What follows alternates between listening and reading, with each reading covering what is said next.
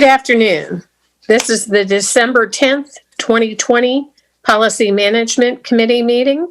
I'm going to ask my colleagues on the board to introduce themselves. We have a large number of staff joining us, and they will introduce themselves as they begin each section. Dr. Daca? Judy Daca, District 1. Ms. Smondrowski? Rebecca Smondrowski, District 2. Mr. Asante? Nick Asante, student member of the board. We have the informational summary of the October 22nd Policy Management Committee. Did you have any corrections or additions? If not, is there a consensus for approval? Yes? Okay. And I assume, Ms. Mondrowski, you're okay with them too? I saw a head shake. I'll move approval. Okay. Well, we just need a consensus, so that's agreed to. We're going to modify the agenda this afternoon, and we're going to take policy IGS, educational technology first, and followed by the update on child abuse and neglect policy JHC. So I'm Stephanie, I'm not sure whether you're starting or Mr. Schiavonini. I will start. Good afternoon. Okay. Good afternoon. I'm Stephanie Williams, Acting General Counsel for Montgomery County Public Schools. And I will be leading us through the policy management presentation discussion of policies today. Thank you for the modification of the agenda. We will start with our discussion of policy IGS, educational technology. As board members will recall, the policy IGS was reviewed multiple times by the Policy Management Committee and then sent out for public comment in November of 2019. And we received public comments through February of 2019. And at that time, in February of 2019, the Board Policy Management Committee reviewed the comments from the public and made suggestions for edits to the policy based on the comments received from the public. And the policy was scheduled to go to the full board for final action in March of 2020. Unfortunately, because of the circumstances with the pandemic, that board meeting did not go forward, and the committee did not, or the board rather, did not have the opportunity to take final action on the policy. So we have scheduled the return to the board for final action in February of now 21, an upcoming board meeting. In the interim, staff has taken the opportunity to consider any language that might be appropriate or helpful in response to lessons learned from our enhanced use of technology, increased use of technology over the last several months in the instructional context. So I would like to refer the committee to page 11 of the policy. At the bottom, so page 11 is under section 4, which states that MCPS provides a comprehensive and functional technology infrastructure to support instruction, operations, and communications with the community. And the recommended language to be added as a result of our experience of the last several months is found at line 308 at the bottom of page 11. In which we're suggesting MCPS is committed to providing students, teachers, and other staff members with the technology and support they need to engage fully in virtual learning when circumstances warrant. That is the only language that is proposed in addition to the edits that have been made throughout the process of reviewing the documents.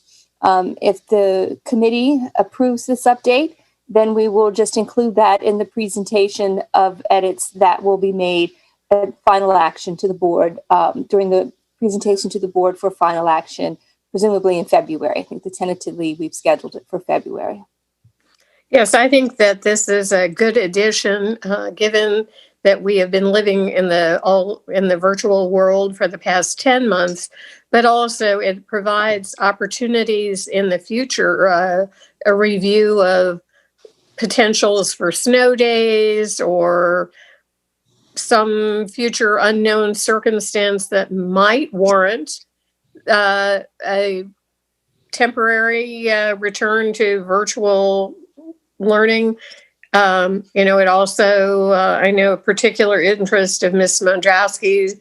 It might be, kids participating virtually in a class at a distant high school. And so I think that language is a good addition. I think it is important given the world that we're living in now and have been for the past 10 months, but also allowing the opportunity for future circumstances.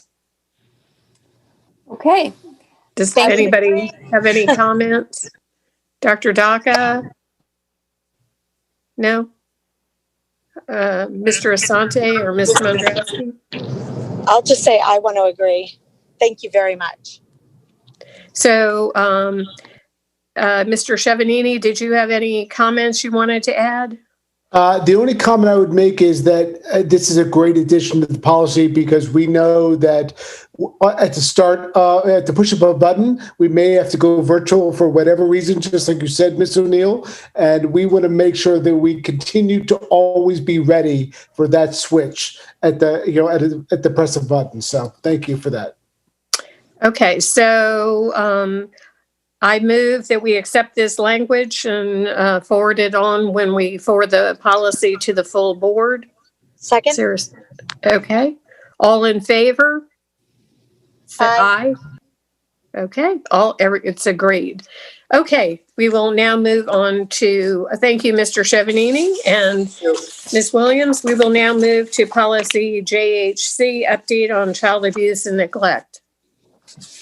Yes, thank you. This is the annual update on policy JHC, child abuse and neglect. At this time, staff provides you with an overview of the work that staff does on an ongoing basis regarding child abuse and neglect, and if there are recommendations for modifications to the policy, it would be made at this time. I'm going to ask Mr. Edmondson and Mrs. Simmons to be available. Mr. Edmondson has a PowerPoint for you, and he and Mrs. Simmons are both available for any questions and follow-up that you have. I don't know that Mrs. Simmons is part of the presentation. If I overstated that, I'm sorry. But she's here for support as well. She is part of the presentation. Thank you very much, Ms. Williams. And thank you, board members and my colleagues who are on the call today. I think I have access to share screen. Let me just double check.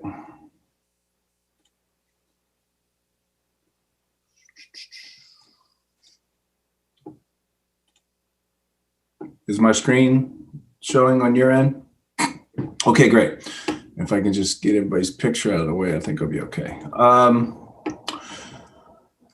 So this is our annual update on the implementation of board policy JHC, child abuse and neglect, for the fiscal year 2020. So that would be from July 1st, 2019 through June 30th of 2020. As outlined in the policy, and just because you'll see much of this language from the memo that was provided to you. The memo was dated, I believe, mid-September, and we are now at the point where we can present this today. So I do appreciate your time. But as the policy outlines, our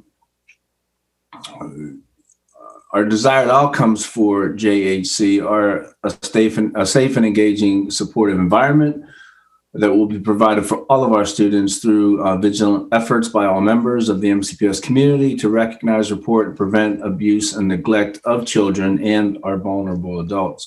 MCPS and county partner agencies will efficiently and effectively collaborate together. And I'm excited about sharing with you that collaboration, especially during the last 4 months of this fiscal year 2020, and how that collaboration really came to fruition very well. As we are all very well aware, mid-March, the COVID pandemic hit us, and we really had to make some adjustments with the monitoring and the collection of reports from on suspected child abuse and neglect. And so our Office of Student Welfare and Compliance, I'm sorry, my name is Greg Edmondson. I forgot to introduce myself.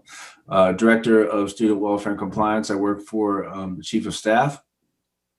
But we oversee the reporting process as well as the staff training for child abuse and neglect.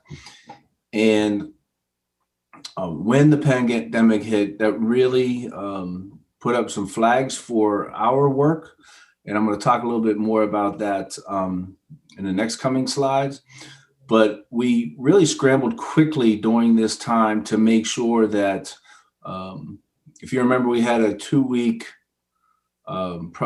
period where we weren't in class virtually or in the buildings. And we knew that we had to make sure that we had materials and procedures up and running for our staff and for our communities to be able to report suspected abuse and neglect. And so we worked closely with so many different agencies. We worked with the Office of Student Family Engagement. We worked very closely with the State's Attorney's Office and Debbie Feinstein, who's an incredible partner with us. We worked with, again, Michael Simmons and I have collaborated more this year along the lines of this work. We have a great partnership, but really had to come together with multiple offices and multiple people to be able to get resources in the hands of our schools. And once we started going back into that virtual world in early April, one thing we noticed, and we also read many different reports throughout the country about the significant decline in the number of reports that we were receiving regarding child abuse and neglect. And so one of our initial responses very quickly, I hope that is sharing, yes, is providing our schools with just quick updates and quick reminders about how to report their suspicions of abuse and neglect. Making sure that our quick reference guides and our resources, not only on child abuse and neglect, but on hate bias and bullying and harassment were included, because this kind of work was what we were really concerned about in the virtual world. Another thing that really we received many calls on during this early stage of the virtual learning was concern for our students at home, where students were not engaging in classroom, virtual classroom. They were not engaging in their Zoom calls. And during the pre-pandemic times, a PPW, a school counselor, could work with an SRO or work with the school security supervisor. And it was quite often that they would do a home visit. They would go and check on the student, to check on the family, make sure that they had the resources that they needed, had the support that they needed. But we wanted to be really mindful during this time when everybody was at home and the privacy concerns and the confidentiality concerns that we had during the pandemic, that we set up some structures and some procedures in places for these welfare checks. Ed Clark and his team in security, the chief security officer, they were extremely helpful with us to create a student welfare check during this, that we would use during this pandemic and we continue to use. But really going through a checklist of questions that schools can and should consider. I'm trying to make sure that this is large enough that you can see it.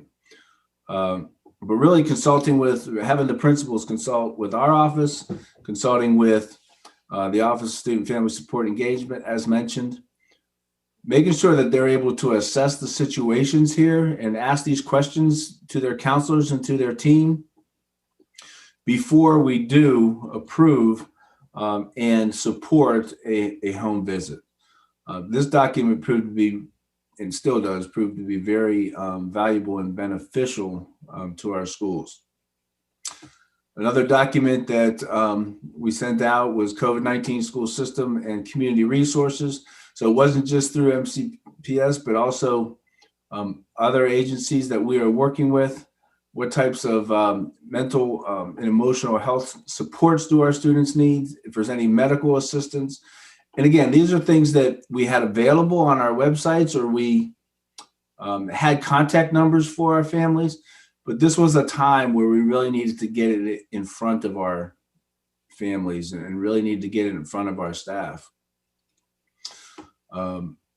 Helping victims of domestic violence was another document that we sent out. And these documents weren't just sent out via email. They went out and you know, Dr. Labat and OSSI and Dr. Wilson, they were great about making sure, if you remember, we had these daily updates that would go out to our administrators. These documents and explanations of these documents were a part of that process, as well as just really communicating with principals during their what they call office hours, or doing any type of collaborative meetings that we would have, even virtually, and just making sure that everybody understood that we're in a different situation now than we had ever been in. And then we sent this out to our communities, and we asked our schools to send out this document to our communities on keeping families and children safe during COVID-19. So it really changed the landscape of not just, you know, monitoring reports coming in and collaborating with CPS on the actual suspicions that people may have, but really getting out front to ensure that people had this had these resources in front of them. Reminders from the trainings that we had on what child abuse and neglect can look like, even during a virtual class. The physical, emotional, the sexual child abuse circumstances, the neglect that could be out there.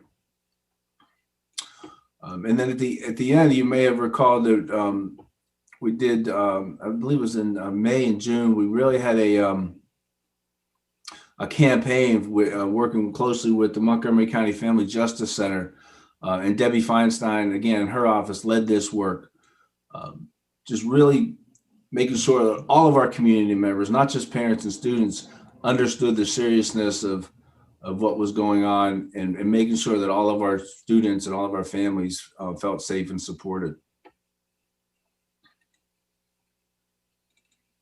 And so these resources was a big part of the work, especially in those last 4 months. And I do believe I referenced, oh no. So one of the things that I was really impressed with along these lines was, you may recall Dr. Christina Connolly was doing a series of waymaking videos on important topics.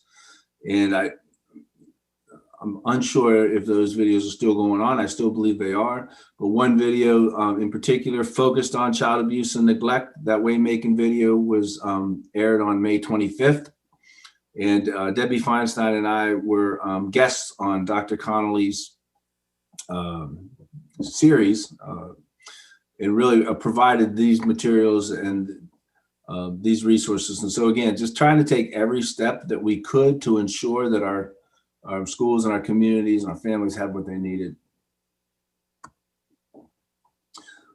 The past year of fiscal year 2020, we continued our 11 module district-wide mandatory training. We enhanced training sessions for our new administrators, and that's through our leadership program, and working very closely with Gary Barty and Connie Yang to make sure that all of our new administrators were up and running and knew exactly what the current procedures and guidelines were for this work. We also expanded this past summer our training to all counselors. We established 3 years ago school liaisons. So we had one person in the school assigned as a student welfare liaison who would support administration and support the principals in serious incidents, sometimes centered around some of our sexual harassment incidents. Of course, our child abuse and neglect incidents and reports. We expanded that training considerably this past summer to include not just the liaison in each school, but all of our counselors, all of our PPWs, our parent community coordinators, our bilingual assessment teams.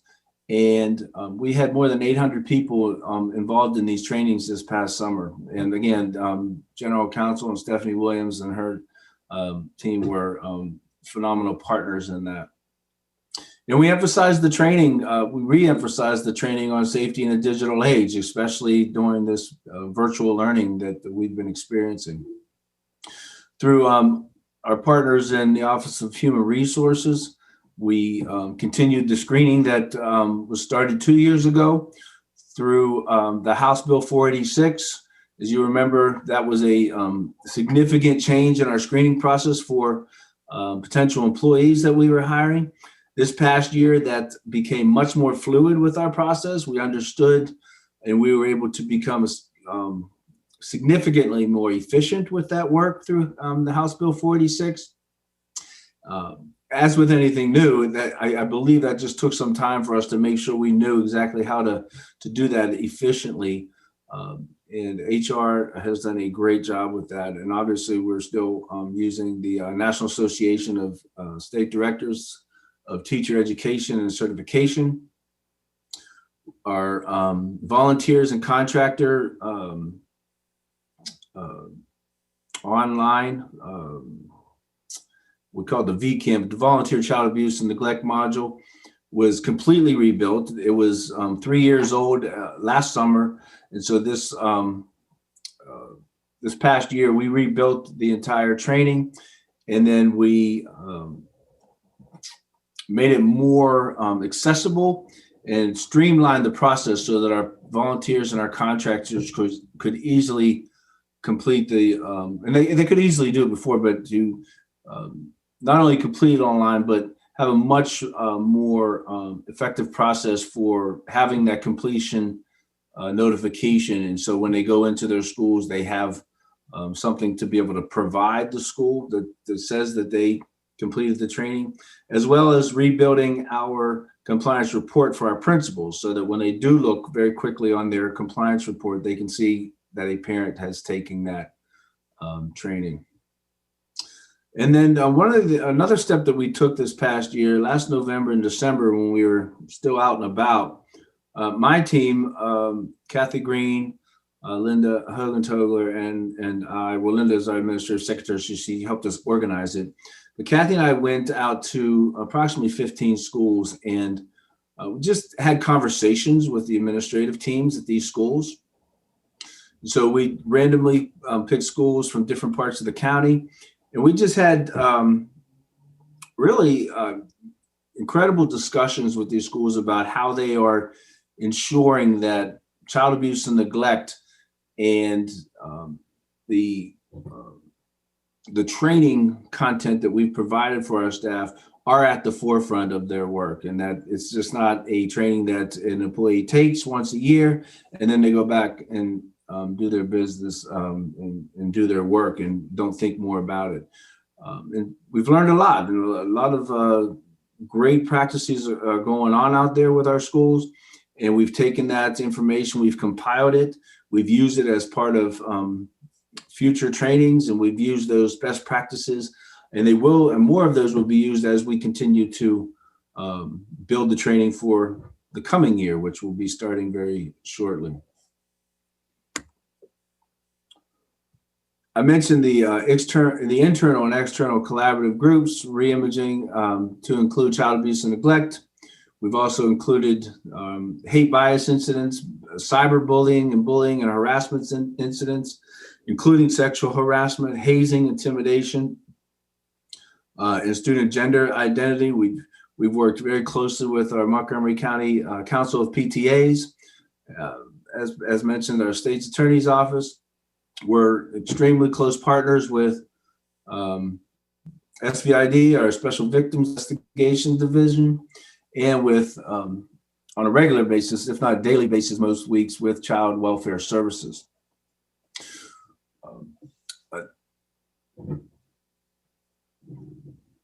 Looking at these numbers, this is exactly why we really had to get out front of this in April and May of last year. If you notice, between March 15th of 2020 and June 30th of 2020, we received about 200 suspected incidents of 200 reports of suspected incidents of child abuse and neglect. By comparison, March 15th through June 30th of 2019, we received 1,132 incidents. This was documented through nationally through many different articles from the New York Times, through the Washington Post about this crisis that we are in with regards to ensuring our children are safe. And these numbers to me are staggering within Montgomery County, where we receive significantly less reports. And so this kind of gives us the why behind our work. We know everybody's home. We certainly feel that in many instances with our families, that being at home with our families all day long, that builds our family unit stronger. And many of us have experienced that.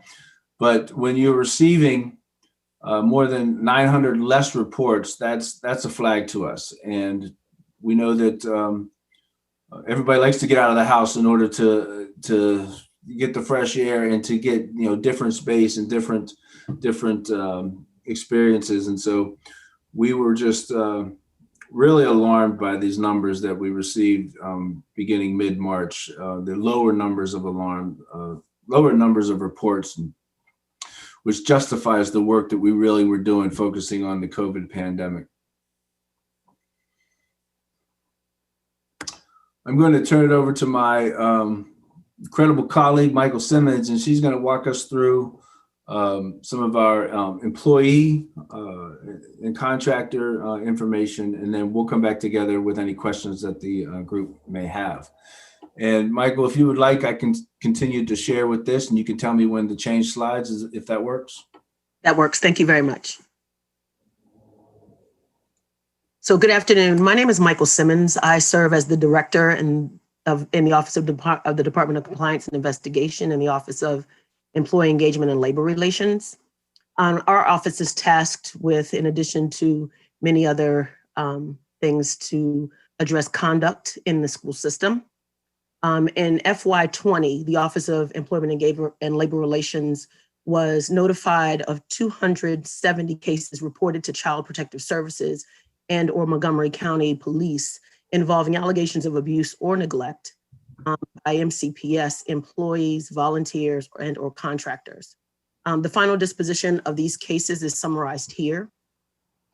Many cases are screened out, others are ruled out, meaning that CPS has investigated and have found that there was no finding. It was or unsubstantiated, meaning that it was enough, a child was injured, but it was not clear whether or not there was actual abuse. Individuals who are indicated, meaning they are the individual who abused a child, and then we had ongoing cases. The ongoing cases show those cases that may or may not still be with CPS and or the police during this time. Can you move to the next slide?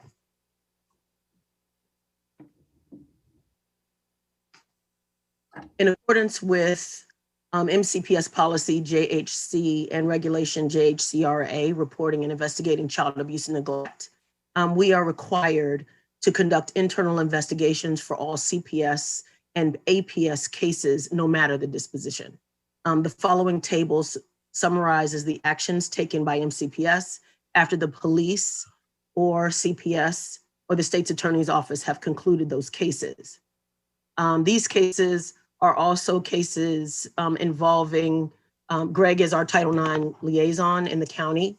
When individuals talk about Title IX, abuse or neglect of an adult to a child, that is illegal, and therefore those individuals are often arrested or charged. So those are also reflected here as well. So of the employee cases, there was no action warranted, conference memo to the record, reprimands, suspensions without pay, removal from employment, and then we had some pending actions at the period that this report was generated. We move to the next slide, please, Greg. Finally, the Code of Maryland Regulations requires that the superintendent of schools, in terms of that they notify the state superintendent of various charges against certificated employees. The following chart includes cases where MCPS sought suspension or revocation of a teaching certificate in FY19 for MCPS employees who were investigated for suspected child abuse or neglect involving MCPS students. There are other dispositions that have gone forward, but these are the suspensions and or revocations of certificated individuals. You can move on, Greg. As far as lawsuits are related, lawsuits related to child abuse or neglect and child abuse or neglect of students. Greg spoke to HB 486 before. These are the lawsuits, and we're happy to go into each and every one of them, but I'm sure that you all have seen and are aware of all cases in terms of lawsuits that come before us. In HB 486, our office also reviews all of the HB 486 forms that come in for any individuals to make a determination whether or not they have been involved either in abuse or neglect or the child physical abuse or sexual abuse of a student or a child, or if we have any knowledge of that, and that's part of our work as well.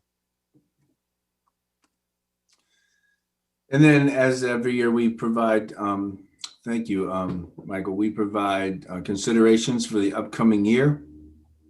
Some of these considerations are on hold. We did have plans to attend the Presidium Guardian program. Presidium is a company that we've worked with over the years that helped us and provided us with some suggestions and guidance with some of our child abuse and neglect training. They have a certification program to officially certify employees as child abuse and neglect experts, so to speak. And so we were planning to have some people attend that training, and then that has been placed on hold due to the current situation. Also, we did increase our collaborative approach with the Interagency Coordinating Board. However, again, has been placed on hold as we have not been really in the buildings and using those buildings in the traditional sense with ICB. Monitoring a newly implemented online reporting process. If you remember, about a little more than a year ago, as of last July, a little bit more than a year ago, we implemented the online child abuse and neglect form. And that has been, and it's mentioned more detailed in the actual memo, but we are only receiving a handful of reports now. And that process and working with technology and innovation has been it's been incredible. We want to thank that team, Pete Chevany's team. They have been great partners in ensuring that not only are those reports remaining confidential through the platform that we've built together, but the efficiency that all four of our agencies are able to receive those reports instantly and then be able to talk about them has really made a world of difference in keeping our children and our students safe. And I mentioned increasing and building on the training plans. We continue to do that through our welfare liaisons at the school level. And that's really so that it's not just these 11 modules and specifically the child abuse and neglect module, but what are those best practices going into the schools? And every year they are monitoring feedback on the personal body safety lessons from the Office of Student and Family Engagement. And we obviously receive input on those lessons when we talk with schools. And so we're working very closely together to ensure that each year those lessons are being rebuilt and with the most current information and resources for our students. And it's time I will stop sharing this slide and we can talk questions if there are none. Officially, we are not recommending any changes to the board policy JHC at this time. Aye. Well, thank you for the presentation. Ms. Mondreski, I will start with you in just one moment. We really appreciate everyone's efforts to keep students safe. It is really troubling, though, the decline in the number of cases reported. I think everyone worries about children in the all virtual world where, well, teachers see them on the screen. They're not actually physically in the present, eyeballing children.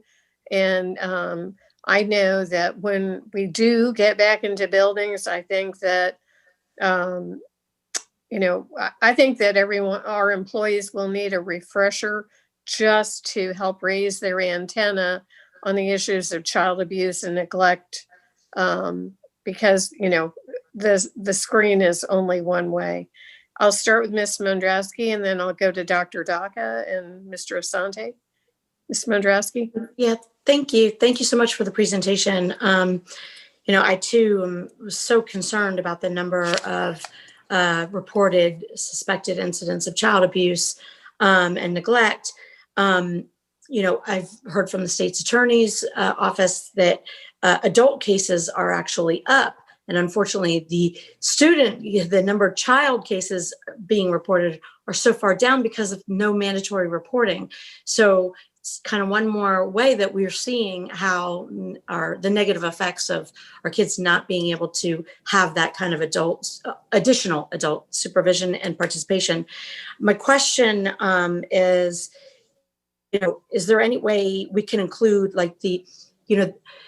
so I volunteer I work with the Family Justice Center, and they've got cards that are, I don't want to call them need help, but essentially they're need help cards in multiple languages.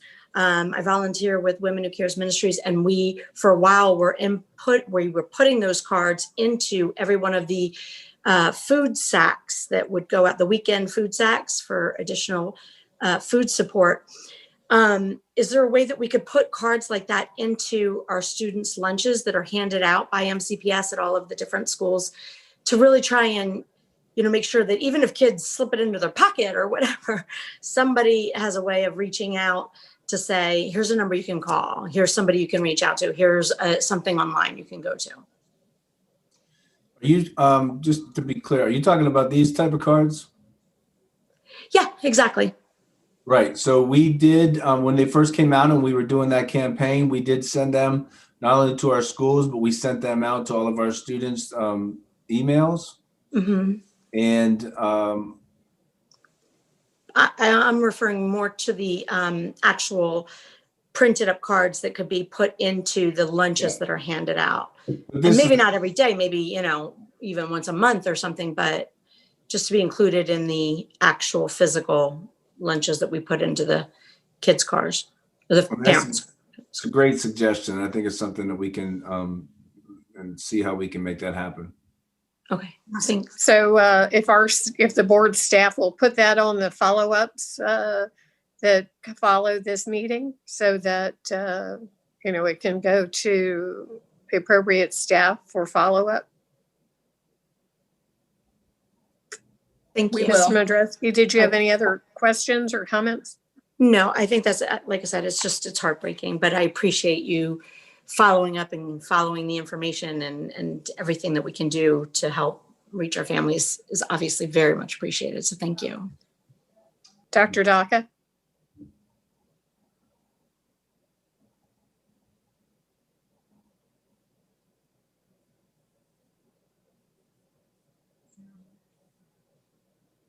You're right. Okay. The 2,720 and the 1,132 suspected incidents that were reported in, I guess, 2018 and 2019.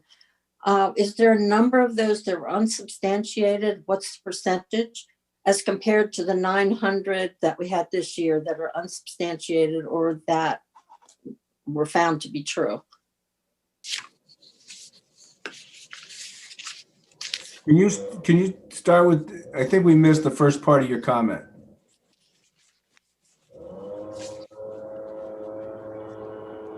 Okay, I don't know the number of the slide. My slide doesn't have a number, but it was the one that had the 2,720 and the 1,132 suspected incidents reported in, I think, 2018 or 2019.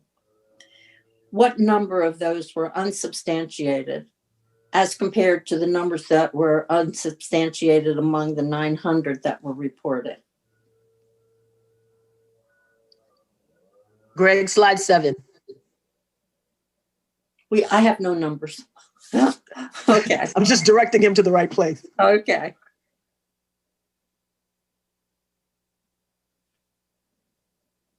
And might I ask, in support of Dr. Daka's question, do we distinguish between substantiated and unsubstantiated for submissions that occurred in the community versus those that we follow directly because they are our employees?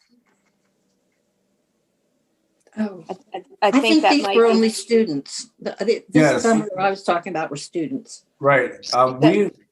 We do not have numbers on whether or not student reports are substantiated. We only have numbers on whether or not they were reported. They're confidential through CPS, and so we don't know if any of those cases were even picked up by CPS. They could have been screened out or ruled out. These are just the reports that come in that we receive, and then CPS may take the case. They may assign a social worker. They may assign a case to it, but they will not. It's confidentiality process by law that they won't share and can't share with us if any of those cases were substantiated or not. Well, I'm not asking about any individual cases. I think they must have some idea of how many were unsubstantiated or sustained, and a number or a percentage would be helpful in trying to understand the numbers that we have. Yes. Yeah, I think it would be useful to see aggregate numbers. Obviously, there is confidentiality in the discrete number of cases, but in the aggregate, how many are substantiated, ruled out? They I have think that provided would us be- with percentages in the past, but they're not broken down by school system. And so what that means is for the length of a year, about 25% of their reports come from MCPS. And so they can give us like 60%, 30% were substantiated, but we wouldn't be able to break down that number from MCPS because they provide these reports of substantiated percentages based on all of their reports. And we only give them about a fourth of their reports, if that makes sense. It makes sense. But I don't know. I just think that kind of information makes us really understand what the 900 was about. And I think for next year's report, if we could get that, it would be helpful. Agreed. And I'll continue to work with them to try to get that number as finite for MCPS as we can. Mr. Asante? Yeah, thank you guys for your work on this. I think one question that I have gotten a lot during this whole COVID thing is, what is MCPS doing to support students who are victims of domestic abuse at home right now that we're virtual? So I'm glad that all of these different bases are being covered. I had two quick questions. One was a clarification on the update to teacher training. Was that starting for next year, or have teachers already taken this updated training for this school year? We update the teacher training every year with the most recent research. We work with the general counsel's office. We work with child welfare services to make sure that we have the most latest and greatest information that we need our staff to have. So that was probably referencing the training from last year, and we will do that same process again as we're building it for next year.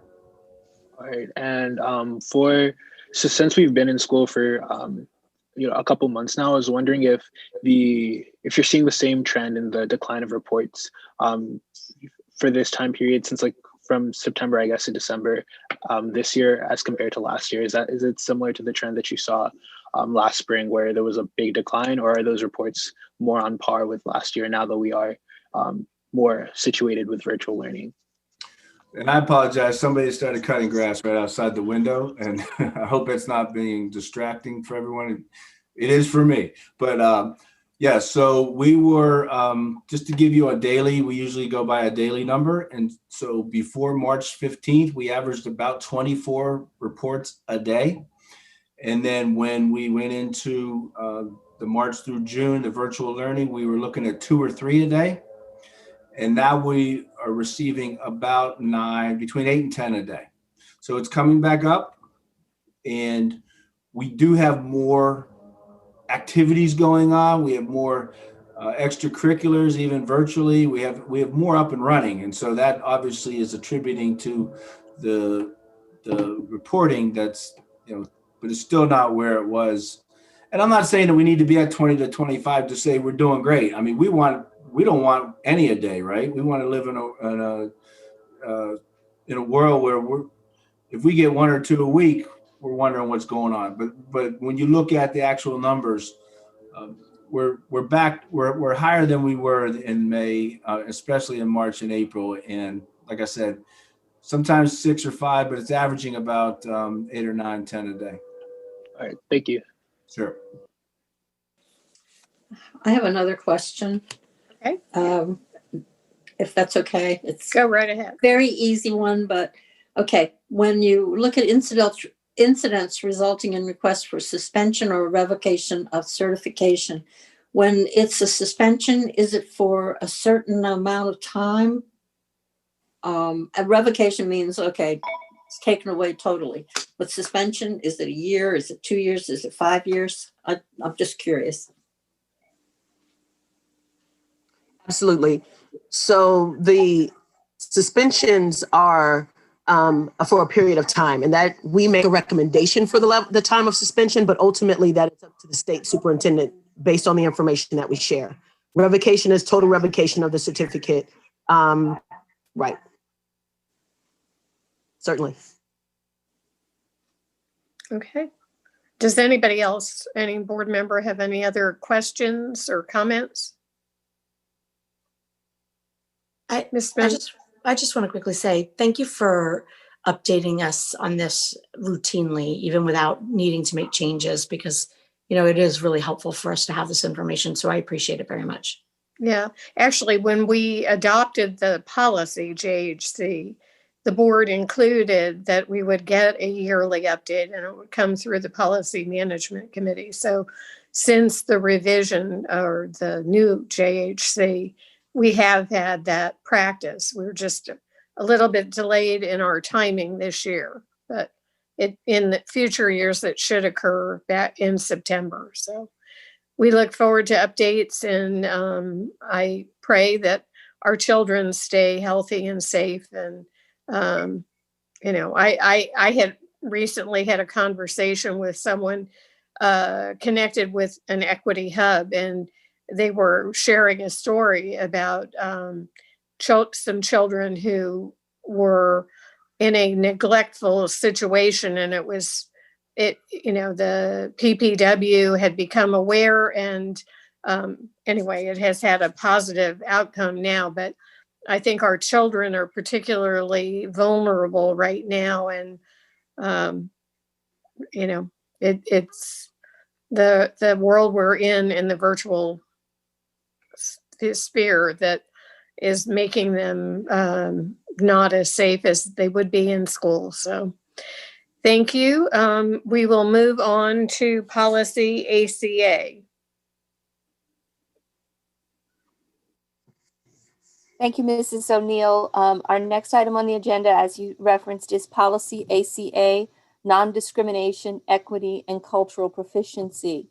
The edits that you see to this policy reflect the implementation of 3 significant priorities for the district. The first and foremost is compliance with the changes to COMAR related to educational equity. The second is to reflect the district's current focus on creating a culture of anti-racism in all of our work. And the third priority is to look at some language that's recommended to address direction that the policy management committee received from the board in the fashion of a new business resolution from former board member Mrs. Jeanette Dixon. So I'm going to highlight some of these changes for you. You have all of the documents there. I just want to highlight a few of the changes for you. So we lifted up to the beginning of the policy in the purpose section some language from COMAR indicating that the board is affirming its commitment to providing every student equitable access to the educational rigor, resources, and supports that are designed to maximize the student's academic success and social emotional well-being. This language is from COMAR, but it very much aligns with the direction of the board. I will bring your attention to some new definitions that have been added starting on page 3. And these first two definitions align with, as I referenced before, the district's work on developing a culture of anti-racism in all of our work. So we have specifically defined anti-racist and anti-racism. And though you will see those terms used throughout the update of the policy. Additional definition addition is on page 4, number 6, equity lens. It's a term we have frequently used here here in MCPS, and this definition comes from COMAR. So again, alignment from our requirements to the work that we have been doing. You will notice on page 5 the definition of personal characteristics. This personal characteristics is not a new term for our policy. However, the COMAR added some additional characteristics that we have incorporated into our definition. And I will pause right here and say that you're very well aware of the process for implementing codifying changes to COMAR, and MCPS was very involved in providing feedback in the regulatory process, as well as members of our team having been involved in the development up front. I just wanted to add that there. And then we have number 9, a definition of racism. Again, more focus on our efforts by MCPS efforts to build an anti-racist culture. On page 6, number 2 at line 271, this is language that I'll review specifically in a moment, but this language is language that we are proposing in order to support the new business item that I referenced. So I will review it here, but I would recommend that we hold any discussion on this item until we get the next item on our agenda, which is specific to that new business item. So the language here is the board prohibits the use of language and or the display of images and symbols which promote hate and can be reasonably expected to cause substantial disruption to school or district operations or activities. So we'll put a mark there, a page holder there, and come back to it. I'd like to draw your attention to the language, the changes to section 4 on page 9, lines 396 through 402. And I just really like this language, and Mrs. Nikki Hazel is here with us, and this is coming from the work of her team as well as Mr. Bodies. We've recast our reference to helping English language learners. The previous language read, MCPS will take proactive steps to help English language learners overcome language and other barriers so they can meaningfully participate in their school's educational programs. This recasting of this language reads, MCPS will work toward empowering English language learners to master academic English to thrive in school, college careers, and as global citizens. This is a recognition that of the fact that not being an English language learner is not in and of itself an issue or a reflection of your academic abilities. It's just the additional task of learning English along with the academics. And again, Ms. Hazel and Mr. Body are here to help us address these questions, help you address any questions you may have with this in this regard. On page 11 of the policy, item number 8, particularly lines 465 to 467, and this is again work of our equity and curriculum teams to have this reflection here. The prior language instructional materials used in MCPS schools will reflect the diversity of the global community, the aspirations, issues, and achievements of women, persons with disabilities, persons from diverse racial, ethnic, and cultural backgrounds, as well as persons of diverse gender identity, gender expression, or sexual orientation.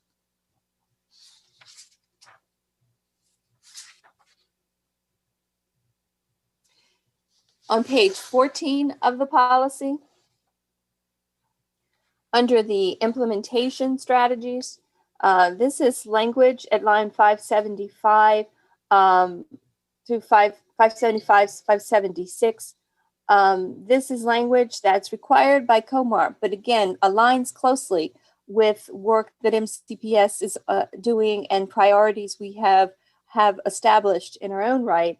And it speaks to ensuring equitable access to effective teachers for all students, the work that we are doing, and as a system and in collaboration with many of our community partners. Again, I'm just bringing to you some of the highlights because I know you were familiar with a lot of this work. On page 16 of the policy, section 10 of the new language at B. This section speaks to the superintendent designating appropriate lead office to implement the policy, and with support from other offices, of course, and assuming responsibility for the new language at B, identifying the method of evaluation to measure the effect of equitable practices district-wide and in schools. And so this is something that, in addition to the teams, Ms. Hazel and Mr. Body lead, but we're also in collaboration with our Office of Shared Accountability, developing and monitoring ways to evaluate the effect of our equitable practices. On page 17, I'll bring your attention to lines 760 through 767, requiring that an equity lens be used in reviews of staff, curriculum, pedagogy, professional learning, and instructional materials and assessment designs, as well as staff recruiting, hiring, retention, and promotion process. Again, language required by COMAR, but consistent with the work that's ongoing in the district. And the final section I want to highlight is on page 18, number 1A and B, the superintendent of schools. This is language from COMAR. Ensure that equity be addressed in the local Every Student Succeeds Act, the Consolidated Strategic Plan, as well as disaggregating student data to analyze trends and identify gaps and use such data to support the creation of equitable solutions. So again, if we can hold off on discussing the language from the resolution until we get to the next agenda item, if we are available to help with any questions or comments that you have. So can I ask a question? Sure, go right ahead. So I'm not sure I'm understanding. Do you not want us to ask questions about this policy? Just the one section on page 6 about the images and symbols which promote hate, because we're going to address that in a separate agenda item, the next item after this. Okay. Well, I just want to say, starting off overall, I'm very, very pleased with the verbiage used in this policy with the changes and stuff. I'm really thrilled that we included, the multiple sexual orientations and all of that kind of stuff. I'm thrilled that I want to thank, Ms. Dixon for recognizing that we were lacking in the specificity we needed for bad language, language that brings out hate. There's so many other things that I'm like, just the English language learners section. I think you all did a really, really good job of with the verbiage that you used in this policy to update it. My one question is in the line on page 17, line 760 through 767, essentially, should the word placement be in there? In terms of requiring an equity lens be used in reviews of staff, curriculum, pedagogy, professional learning, et cetera, and maybe placement. So in number 2, all staff recruiting, hiring, I feel like retention and placement of staff, I think is something that, we've really been talking a lot about. And ideally, I'd like to see it included as something that gives the superintendent and the board some flexibility in terms of making sure that we've got equity and placement of our best people. And So can I just ask a clarifying question, Ms. Mendrowski? Sure. Your recommendation for the word placement is for in section F2? yes. Back to staff. Yes. Oh, okay. I'm sorry. I was. No, that's okay. F1. Okay. Mm-hmm. So I have a question. I mean, because Ms. Dixon, hers really just her new business item only pertained to that one section. The rest of this applies because of changes in COMAR. So, so they have fitted it in revising the language so that we're in compliance with COMAR. What does COMAR say in that? Because I think we really need to, I agree with you in concept. I just worry about, I want to be legally kosher about how we do this. Which, yeah, I totally understand and appreciate, but this would be like an above and beyond COMAR, in my opinion, type of thing. But also, I don't want to be in violation of employment law. That's what I'm saying, that there are, besides COMAR, there may be other laws that might apply. I don't know. I mean, we should, use an equity lens and placement of people, but I want to be careful about not, I would feel more comfortable getting a legal analysis about that before I would add that in. Yes. So I'm not quickly bringing it up. I have the COMAR with me, but exactly what line that comes from. But my recollection is that is the language as it reads in COMAR, and that's where that language came from exactly.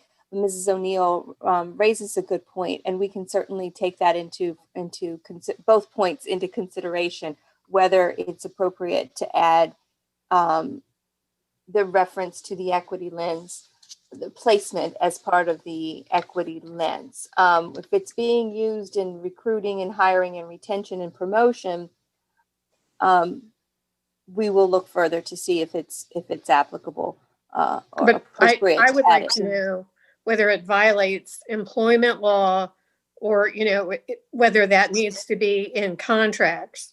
So before I would agree to making that change in the policy. I think the policy before us, the language is great. I think I think when we revised ACA in 2019, I thought we had a pretty good policy, but I think these revisions really strengthen it.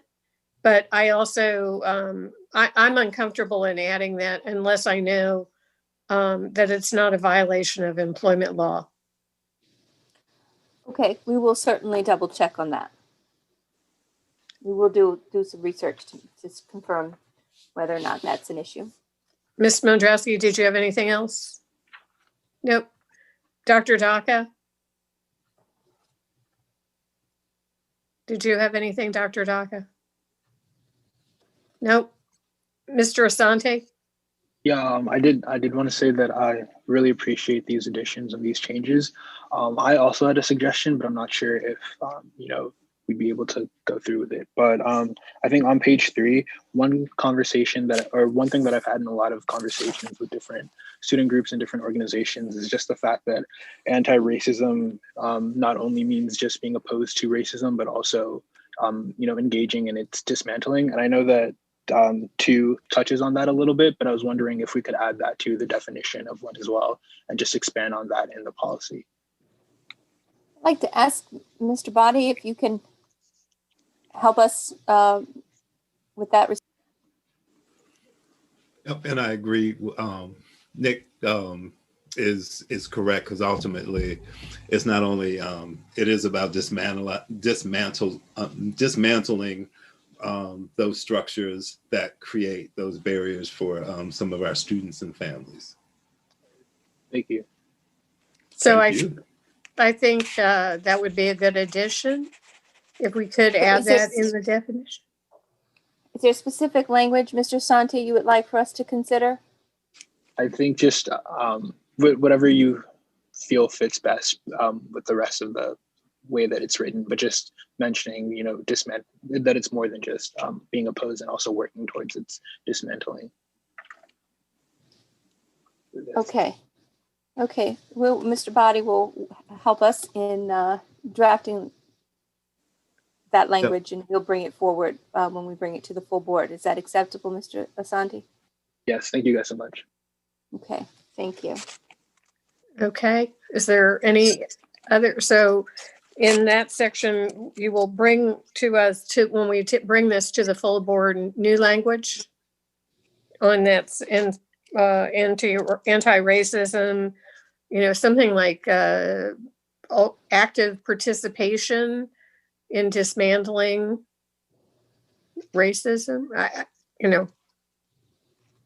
and then you'll analyze about placement in the other. So is there agreement on, well, should we go ahead and take up that other section on line 271? Should we take that up now, or Ms. Williams? So certainly. We can move to the discussion of the new business item, Mrs. Dixon's new business item. So as you are aware, on October 27th of this year,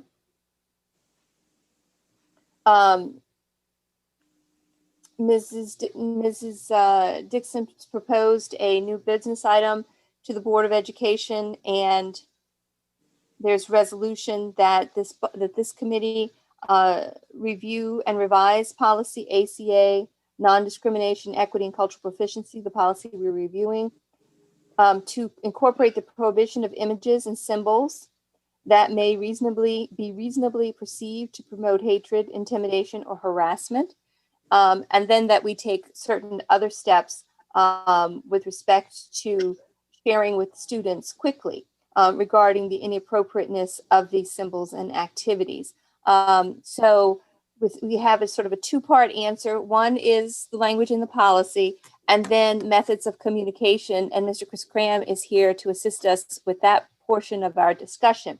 But the language that we're proposing in the policy, which is on page 6, has been crafted to both reflect the interest of that Mrs. Dixon put forth in the memorandum, prohibiting the use of language and or the display of images and symbols which promote hate.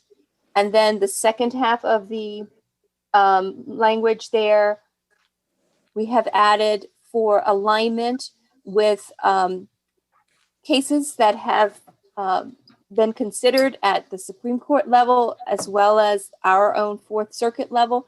That makes it appropriate for a school system to regulate, if you will, this type of speech. And that is when it can be reasonably expected to cause substantial disruption to school or district operations or activities. So it is our belief and representation that we have put this language, cast the language recommended in the resolution in a way that is supported that is legally supported through previous cases at the Supreme Court and Fourth District levels.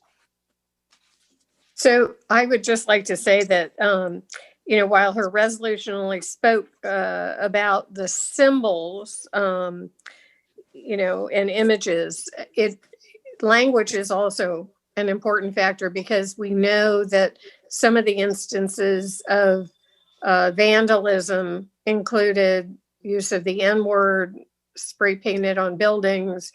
There was a situation at one high school where there were tickets or passes using the N-word. And so, it should be expanded to include language. The other piece of her resolution also spoke to reviewing student handbooks and student rights and responsibilities, and that will occur as well outside of this policy revision, correct? That is correct. And so, as you are aware, each year we review regulations, handbooks, guidelines, and update them for the upcoming school year. So we have a built-in process that those documents are reviewed annually. And the documents that we recommend, language that reflects the intents and purposes that you're adding to this policy, be included MCPS regulation, JFARA, student rights and responsibilities, a student's guide to student rights and responsibilities, the MCPS student code of conduct, MCPS guidelines for respecting religious diversity, guidelines for student and gender identity, and also the employee code of conduct. So as we go through the annual review of each of these documents, we will be adding language to reflect language such as what we have discussed here for the policy. We think it will be particularly important to have this language in the section of JFARA where it speaks to dress code and other forms of speech, and the caveats in which that speech can be, in which the speech discipline could occur for speech, or certain types of speech could be prohibited. So we will reflect it in those documents. But this codifies that it's not okay. I mean, the through our policy absolutely does. Yes, the policy does before we get to the annual review, because these documents are updated each year in time for the start of the school year. So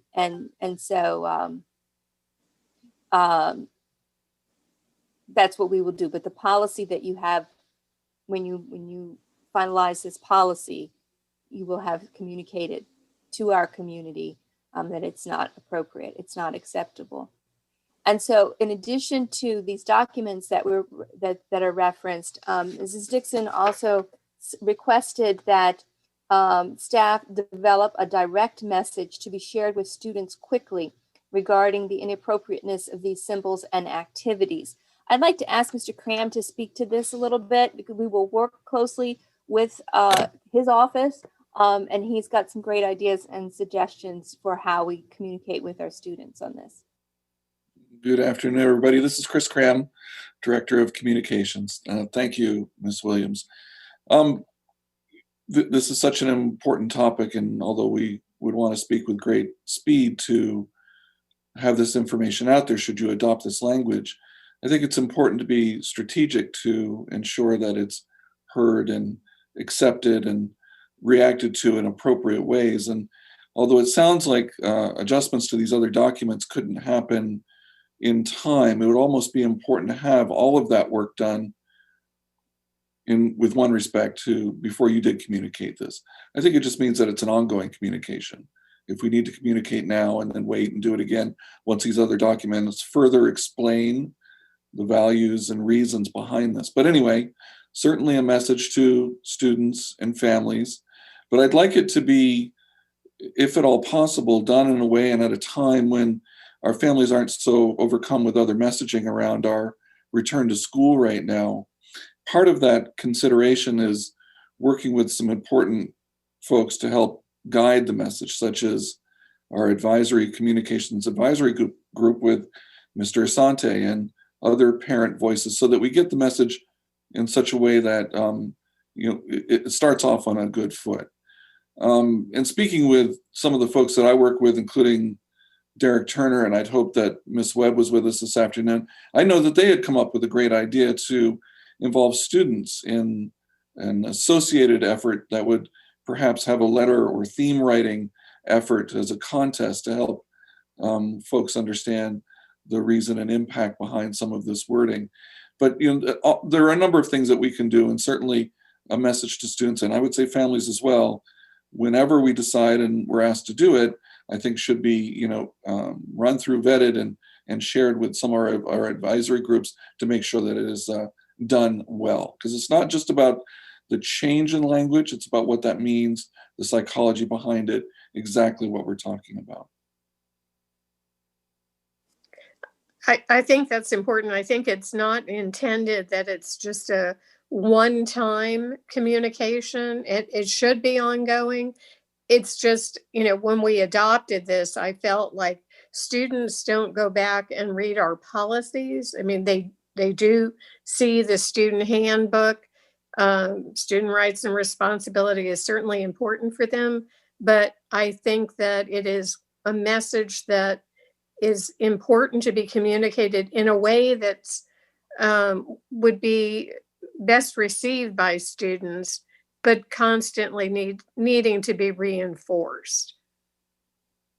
Yeah, I couldn't agree more. And on some level, somehow, including the student voice in that conversation, whether it was a live video program or including student voice in the message, I think that student voice is important here.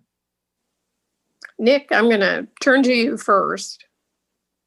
Yeah, I definitely agree. And I think with reopening right now, the message may get lost with everything else going on. So I think it is best to be strategic in when you release the message. I'm wondering if you could tie it in with the work being done around the anti-racism audit. I know that there's plans to get student involvement with that and student communication through that. So I don't know if you'd be able to partner the two topics together later on. And to that, Mr. Sante, I would say I know that when the vendor for that effort begins their work in earnest in January, there will be communication about the ability to publicly engage in that work. So I would suspect that you're right. But bottom line, the point is to be thoughtful about when we bring this out and to include student and parent voice. That would be my suggestion. Ms. O'Neill? Yes. I just wanted to add to one of the projects that Shella Cherry and Greg Edmondson and I have been working on are a culture of respect module for students to kind of bring to life the student handbook. So part of that module that students are experiencing is many of the topics that we're talking about here in this conversation about language, about basically how do we all play a role in creating a positive school culture. So that's something new that we've just rolled out in the past few weeks. Right. No, I think that's important. I think it is ongoing. I mean, when we were in the brick and mortar environment, we had repeated incidents of swastikas and racist graffiti on desks and bathrooms, on walls outside of schools. And, I have heard anecdotal stories about not here in Montgomery County, but elsewhere in the country where symbols of hate have been displayed on walls and behind students in the virtual environment. So, it's an evergreen issue, and it's one that needs to constantly be reminded, and we need to communicate in different formats. Ms. Mondrowski or Dr. Daka, do you have anything? Nope. Yeah, I do. Okay. Okay, page 8, 1B. The language says effective and qualified teachers, leaders, and support staff. And also on page 14, E. E1, I think, yeah. Ensuring equitable access to effective teachers for all students. Does that cover us for placing the teachers that we think would be best in different places? We know we've been talking with MCEA about moving people around or placing teachers. I think those two comments cover that. Well, I think that gets to Ms. Mondrowski's question about the use of the word placement, in the issue about hiring staff. But, whether it's covered in these two, I would ask, Ms. Williams and the legal staff to take a look at that. Yes, and the language that is added on page 14 is specifically language from COMAR. So that is language that the state is directing. Those are steps that the state is directing us to take. But that would cover us in terms of what we want to do with placing people in appropriate places. Mrs. If you want equity. Yes. Armando Labat, Executive Director in Office Okay. of Learning in Schools. And I just wanted to respond to that because the concerns I think are valid around the use of the word placement and the legality of that. But philosophically, the language aligns with what the ask is. It's the ensuring equitable access. It's allowing the decision-making that happens during the scheduling process when we're matching students and instruction with staff. So philosophically, the language aligns to what your ask and concern is. Okay. So I just, Ms. Mondrowski asked, so if you will take that look, but I think it's covered out through these other two. The intent. I think you're right, Mrs. O'Neill. Okay. Is there any other discussion on policy ACA on the language? So on the suggestion with Mr. Craim? Go ahead, Ms. Williams. So yes, Mr. Body has provided a suggestion in response to Mr. Asante's request regarding the definition of anti-racism, and you asked us to come back, but Mr. Body's rather quick, and we could just take care of it now. So back to page 3 of the document, line 110 and 11.